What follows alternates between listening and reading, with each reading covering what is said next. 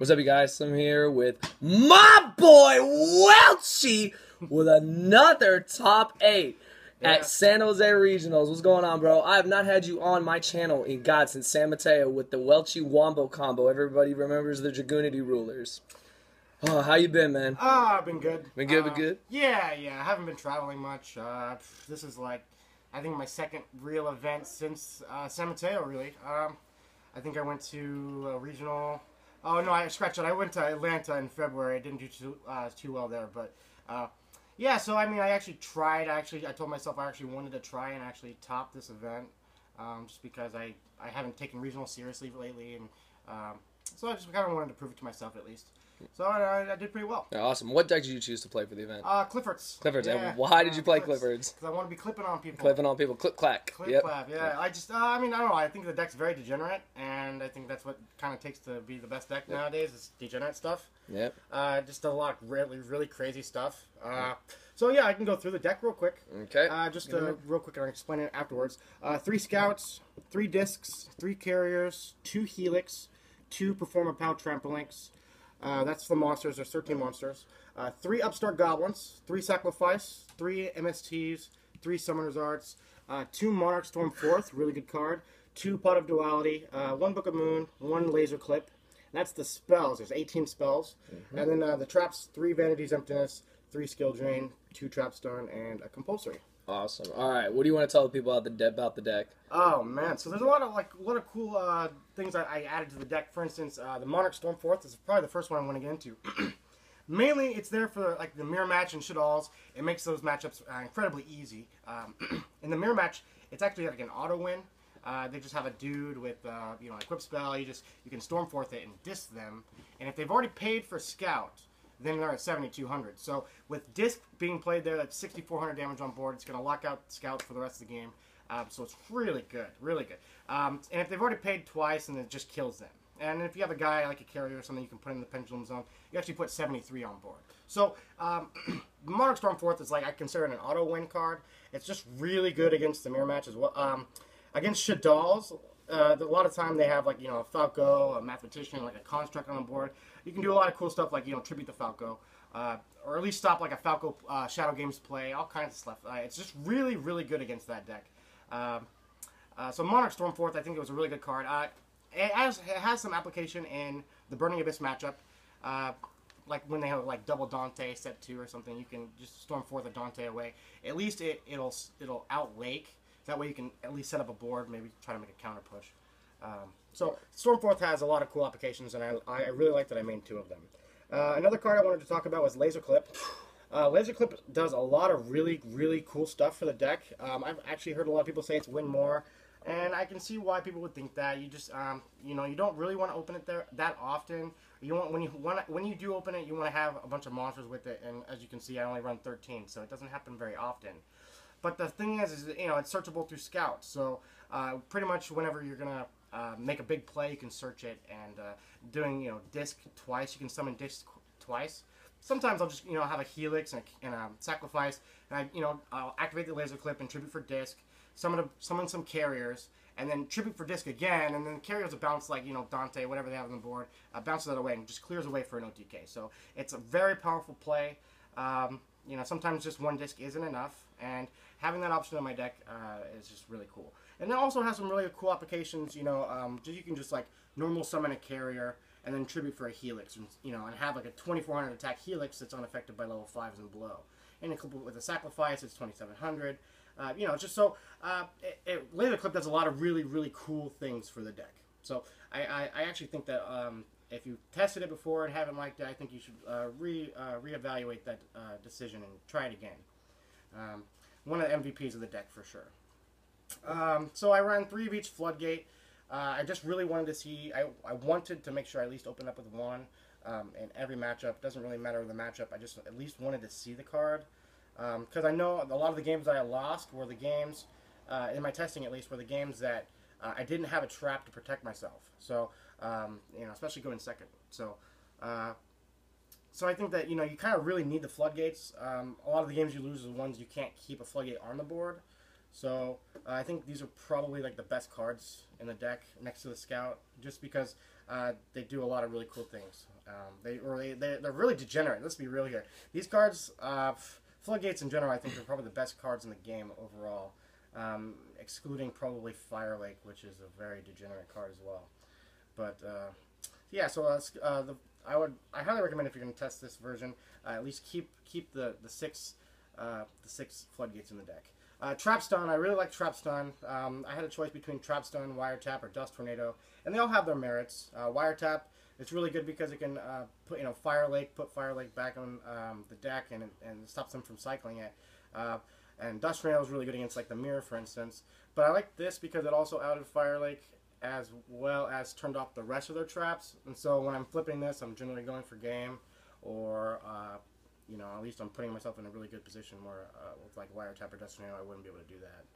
And I wanted a card that would cover multiple back row. Dust Tornado and Wiretap, they really only hit one, so when you're facing 2 or 3 back rows, it's just they're just a little bit lackluster, I think. So, let's see, Duality. I only ran 2 Duality. I was testing 3 for quite a bit, and I really think that's a great card. I wish I could run more, but the special summon restriction does hurt you, and you don't really ever want to see multiples of them. So I like the 2 though. 2 worked out, and yeah. So this is pretty much the list I ran for Anaheim as well. And unfortunately, I went 0-2 drop at Anaheim.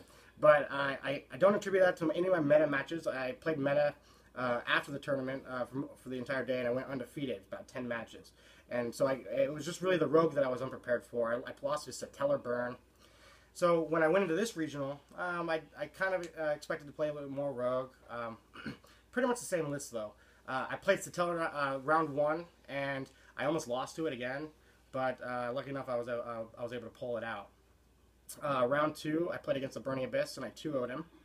Round 3, I played against another Burning Abyss, and I beat him 2-1. Round 4, I played against, it was a mirror match. I won the mirror match. Round 5, I played against Artifact Shadol's, and I 2-0'd him. Round 6, I played against another Burning Abyss, and I 2-0'd him. Round 7, I played against a Burning Abyss, and I won 2-1. That was round 7, excuse me. Round 8, I played against a mirror match. I was undefeated at this point. I played against a mirror match on table 1, and I lost to him. He opened pretty well game 1, and blew me out in like 3 turns. Game 2, I just dominated him. Game 3, he opened multiple scouts and multiple MSTs. Sometimes the mirror match can be that way. But he also played pretty well. Congratulations to him for going undefeated. And then round 9, I played against a friend. It was Chaos Shadol's, and we ended up tying. So, but overall, it was a good tournament experience.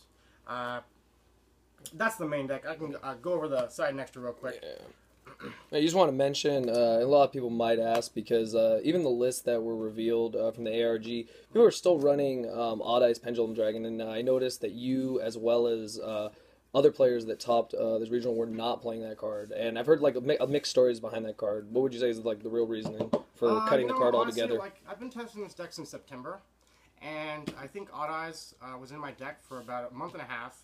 It was probably halfway through October that I ended up taking it out. I realized just against Burning Abyss, which is your worst matchup, you don't really want to open it. It does get you to your scout. It does get you to that win condition, but the problem is that it's a turn too slow. So when you open it going second, it's like kind of like say Gear where you're going fourth at that point. You know what I mean? You can't really establish a board that way. And I mean, when you do draw with Scout, it's a pendulum scale, and you can do cool stuff, and you can search tramp links. But I just feel like almost any other card would be better in that situation, anyways. So Odd Eyes Pendulum Dragon is as good as it can be turn 1. The only time I would really want it would be turn 1 against the Mirror specifically.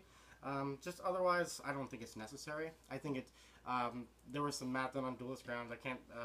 I don't know the exact math on it, but it came to the conclusion that Odd Eyes actually made your deck a little bit inconsistent. So I actually think that running no Odd Eyes is just a better way to go, to be honest. Awesome. So getting to the side deck, well, just for what I sided for Burning Abyss, particularly, 2 Effect Veilers, great card, MVP. I'll go over these in a minute. Yeah. 3 Mech Seas, 3 Flying Seas. Yep. So I sided 3 Spell Shattering Arrows, the 3rd Stormforth, Bottomless, Warning, and Climate Change. So for Burning Abyss, I sided all the hand traps, obviously, and Climate Change. Climate Change I actually sided against every single deck, doesn't matter what the matchup was. So pretty much I always sided this in games 2 and 3. But for Burning Abyss particularly, going first, if I was going first game 2, then I would probably just side 3 Max C, the 2 Veiler. Going second, however, I side in the Flying Seas, just because it stops Tour Guide. It can be a blowout when they go like foolish and summon a guy, or they go special summon from hand, summon a guy. You just fly and see them, and it just completely blows them out.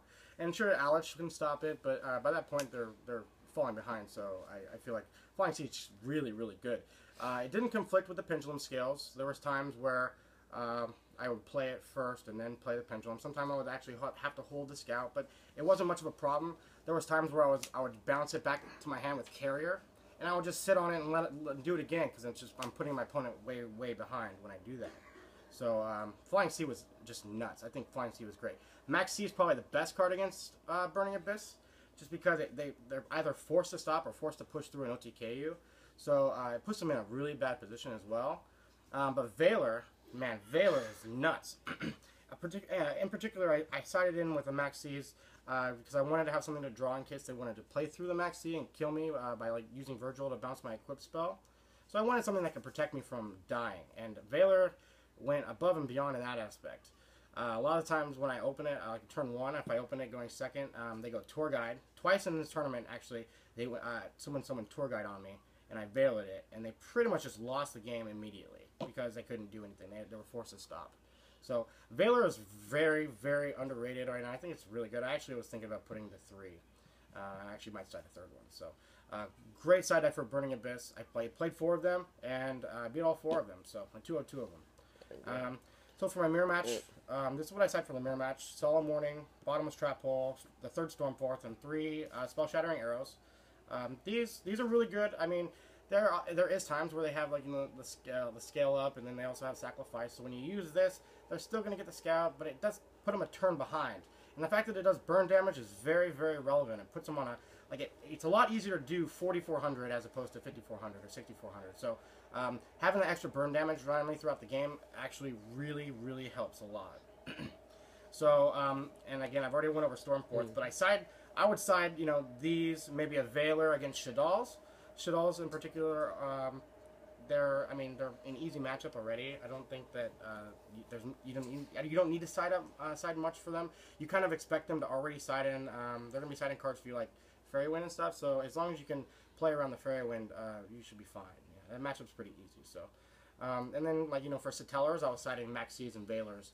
That really helped out. I'm glad I did that because man, I just hate losing to that deck. I think that's one of my worst matchups, and it's really scary. So. Satellar Knights. They're on their sleep way. on that deck. They're on their way back. Trevier don't sleep on that. Trevier gave them more for sure. Trevier is a good card. Yeah. So sure. That's the side deck. And the extra deck, real quick. I used Utopia. Yeah, you gotta talk Utopia about this. These are. Yeah. Yeah, I did use these guys in the tournament. This guy is 4,000 damage. He's 4,000 damage. What he does is he increases his own attack by 500 and decreases your opponent's monster by 1,000. So if they have anything over like 2,000 or something, you're going to get a 4,000 attack Utopia Ray. And it's just going to do 4,000 damage to your opponent. It just wins games that way. And there are a lot of times because you pay with Scout and you take an attack, you're already at 900 or 800. Or even they did what they could and they put you at 600 life points so you couldn't search with Scout.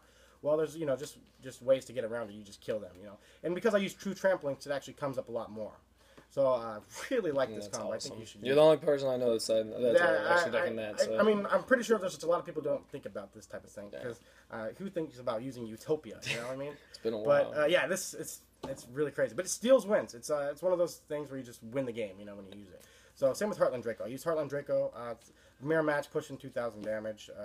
It's good to get that last. It's really good for time, stuff like that. I really like Heartland Draco. Diamond Direwolf. Never used it. I actually don't think I think I've only ever summoned this once in my entire time playing it.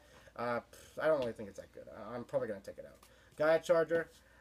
Just to overlay with Volcasaurus because I use Volcasaurus and I also use Shark Fortress. Volcasaurus, this guy does a lot of damage. He's just like an auto win as well. Matter of fact, I summoned him twice during the regionals yesterday, and just automatically win him, disc, pop a guy, and then just overlay. It's just really good. So, Shark Fortress, 4,800 damage. It's pretty good. There's just situations where they don't have a monster on board and you want to go into rank 5. You can just do this. This plus disc is like, I believe, 7,600 damage. So, and then number 4 is XC's Rebellion Dragon.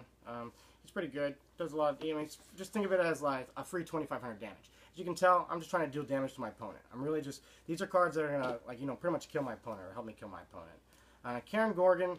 This guy's really good against Burning Abyss specifically. You can protect your field. You can hold field with him. You can reroute. MSTs and Phoenix Moonwind Blast and stuff. So that guy's really good. I like him. He's pretty good. So Black Ship of Corn. He didn't come up. You can kill a Dante with him, stuff like that, and do 1,000 damage. He's pretty cool. You can use him pretty well. 101 Silent Honor Arc. I've actually never summoned him. For the most part, I'm going to be summoning Castel instead of him. So, but there's some niche situations where I would summon Castel first, and then I would still need him. So, he's okay. Ragnar Zero, I summoned him versus my mirror match. He's really good in the mirror match. You can hold field presence, and it makes it so your opponent can't really tribute for disc and stuff. So this guy's just really good. And the last card, I summoned him like 4 times. Abyss Dweller is probably the #1 card I summoned out of my extra deck. Burning Abyss and stuff like that. So it was this really cool play I did where I had a skill drain and a Helix with a sacrifice and I had a scout face up, and I attributed my Helix to pop my skill drain for another Helix. And I searched, for a field spell, and I equipped the dude, and I summoned Disc and popped the scout and summoned 2 guys for my extra and searched the scout. And then I went to Dweller because he was sitting on double Dante. So I had Dweller Disc, and then I went. I activate the scale, get another scale, so I pendulum summon all my dudes back, and it was just a crazy play I did. And Dweller makes those type of plays possible just because it gets around like their graveyard effects and stuff. You can just completely blow your opponent out with Dweller. So really good card. So awesome. That's pretty much it for the deck. So that is the report, you guys. You got the full report here from my boy Welchy. Good to see you back on top, bro. Thank you, buddy. Yeah, we'll see more. Hope you guys enjoyed the video. Thumbs it up. Any questions, leave them below. See you guys later.